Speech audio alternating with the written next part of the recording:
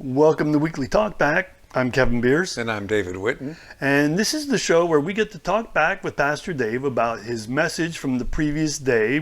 This week was October 29th, 2023. And the title of your message was Good Advice Not Taken. Mm-hmm. And what I wanted to jump into was this idea. The translation you used basically said that oh my goodness, now I forgot the king's name. Rehoboam. I'm sorry, Rehoboam. Rehoboam. Mm-hmm. So Rehoboam consults the advisors that had advised Solomon. Right. And these were much older men who had been around a long time, and they gave some really great advice. If you treat these people well, they will serve you well. Correct. Which was really good advice. But instead, he went to, and the way I pictured it when you talked about it was a bunch of frat boys. Yeah. That would have been a good way to put it, yes. But basically, it was just young men that he grew up with who had no worldly experiences the way I kind of see it. And he's asking them for advice. And they're saying, be worse than what your father was. Yes. You know, really crack down on these people. And whereas what I would have done, because what I found interesting too was the scripture does not say that they were advisors. It said that they served him. Yeah. They were not advisors. Right. Yeah, I might have used that language, and it was not maybe biblically correct. Well, no, this comes directly from the scripture itself. It did not call them advisors. Yeah, that's what I'm saying. You're saying that you called them advisors. I call them advisors in my sermon, but the Bible might not have called them that. Yes, okay. I think they were called, the first group was called the elders, weren't they? Or I'd have to look. It depends on the translation. Okay. But it made it clear that they were advisors to Solomon. So Correct. anyway, so these were, what I would have done in his case was, okay, we have a disagreement between these two groups. Bring the two groups together and hash it out. That's the way I would have looked at it. But I'm also older now. And maybe would I have done that back, when I was as young as what Rehoboam might have been. Right. That kind of thing. Right. But it was just this idea that, well, even when I was younger, I realized that older people know stuff.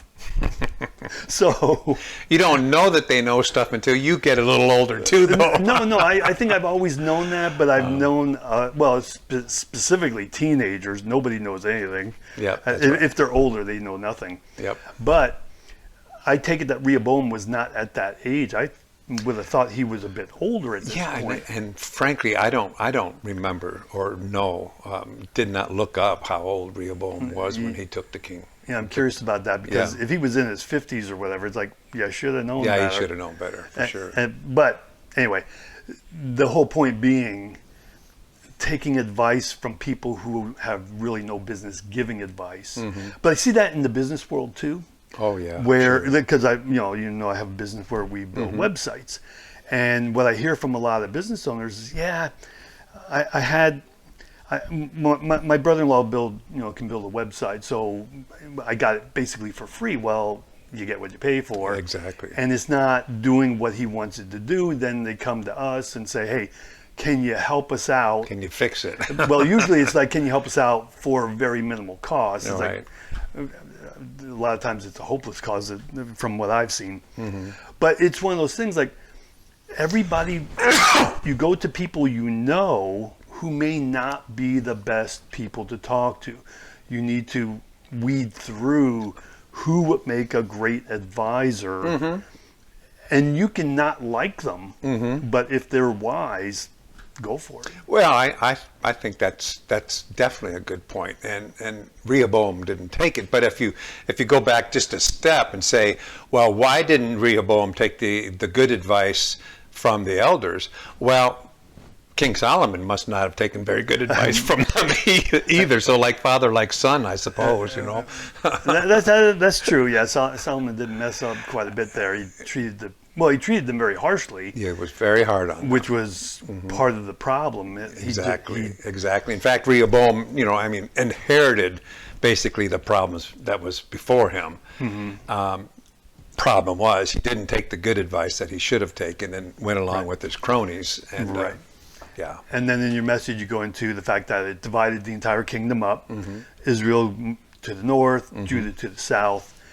I didn't want to get into all those details because I think you covered it Yeah. in your message pretty Yeah, well. yeah. But what I did want to get into was this idea of servant leadership. Yeah. Now, you talked about servant leadership, but can you flesh out a little bit how you see that working in real life? Well, yeah. I mean, I think I had a few pointers in the sermon. I think someone who's empathetic, someone who is humble, that would take advice or at least listen to what they have to say. Direct engagement. Someone who gets down off the high horse. For better or for worse, Jimmy Carter may not have been the best politician nor the president, but he took on that servant leadership role. With the Habitat and Humanity, he was really down to earth kind of guy. I admire Jimmy Carter for that. Didn't admire necessarily some of the policies, but I liked his style. So I would say that perhaps is a good. Did I flesh that out enough, or you? No, I'll give you an example because I actually just heard this morning. The guy doing the video, he has a business, and what he said he's a doctor, and he said he surrounds himself with people who disagree with him on some of the things his company does, but they are part of the company. That way, if he says we need to move in this direction, they typically disagree with him, and then they can not battle it out, but discuss it, figuring out what is the best path.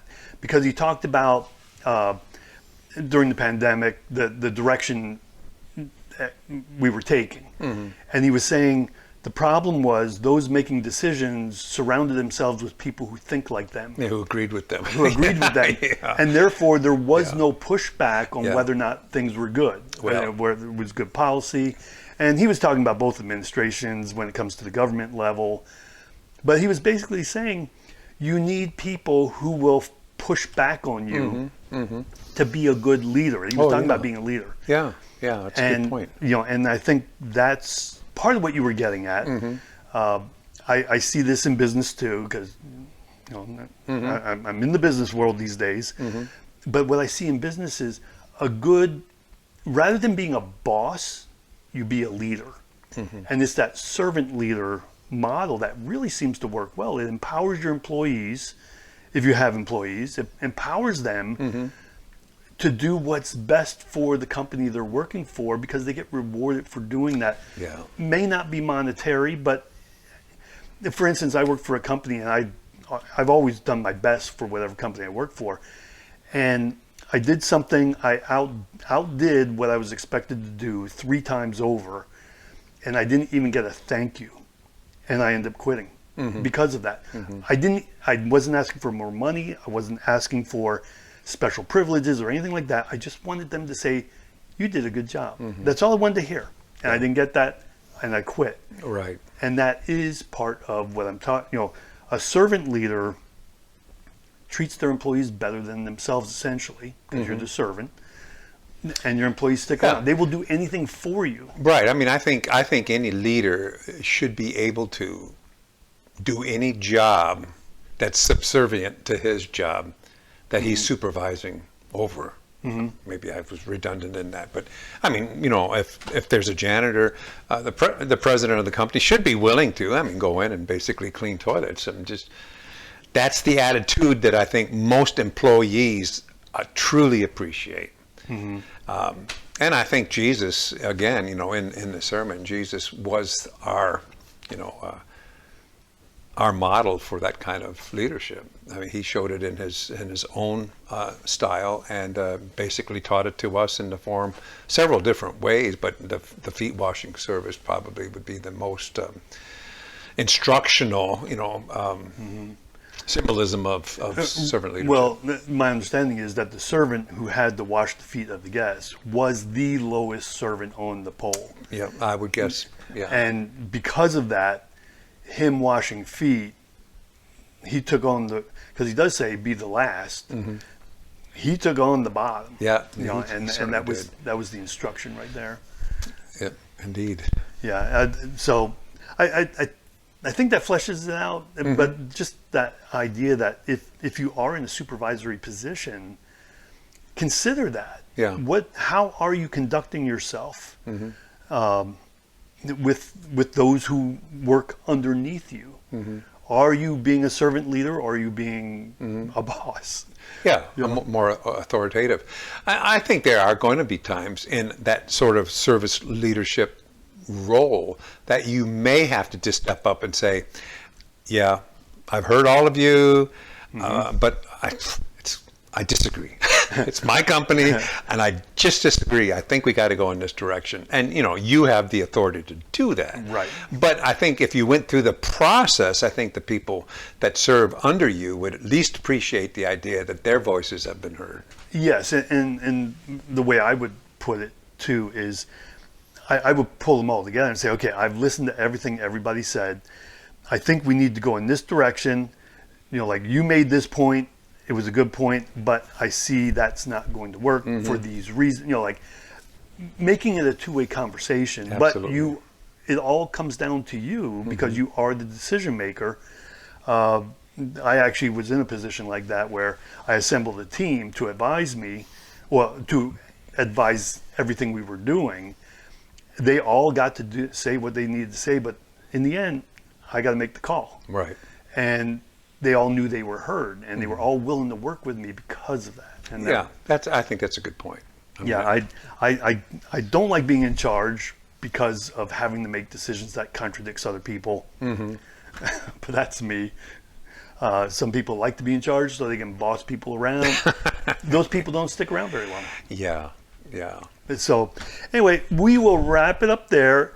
We want to know what you think. Put it down in the comments. If you did not hear Pastor Dave's message yesterday, it will be linked in the description, so go listen to that. There's a lot of good stuff in that message, and I'm not just saying that. Thank you, Kevin. I didn't get paid for that. But no, definitely go listen to it. It says a lot about, and it applies to how we operate today.